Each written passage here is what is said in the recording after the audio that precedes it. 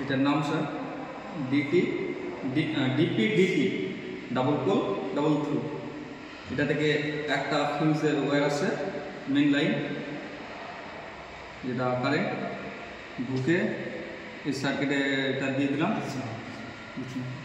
আর একটা বাল্ব থেকে আবার নিউট্রালে টাইপিং করে দুটো বাল্ব সেটিং করে দিয়েছি। আর আরেকটা আবার ফিউজে এখান থেকে এসে ওটা থাকে। আর যখন এইটা আবার উপরে উঠে নিচে নামবে, একটা বাল্ব বন্ধ করে মিডলে থেকে দুটোই অফ, আবার নিচেরটা থাকলে আবার পরে বাল্বটা অন হবে।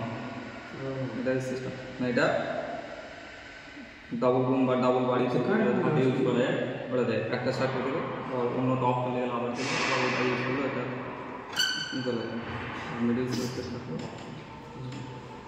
এটাতে না হলে কারেন্ট এখানে দুটো দিক থেকে লাইন আছে, আমরা কোনটা দুটো দিকে আছে এখন একটা আছে ওই জন্য একটা নেট টেস্ট করলাম, ঠিক আছে। এই দিক থেকে লাইন যদি আসতো তাহলে একটা আমরা এখানে রাখতাম, একটা ওইদিকে যখনই দেখলাম যে এদিকে লাইন বন্ধ হয়ে গেল, তাহলে তো লাইনটা চালাতে হবে। তখন কি ওই জেনারেটর দেখতে পাচ্ছ না, যখন বিয়ে বাড়িতে যখন মানে হয়তো ফ্যানটা অফ থাকলো, লাইটটা চেঞ্জ হয়ে গেল, তখন আমরা কি করছি, এটা চেঞ্জারই অ্যাকচুয়ালি চেঞ্জারই বলে, ঠিক আছে। কি করছে, যখন আমার এদিকে লাইন থাকছে, ঠিক আছে, তখন তো ওটা লাগিয়ে রাখছি, যখন ইলেকট্রিসিটি চলছে দেখলাম যে লাইনটা পালিয়ে গেল, তো আমরা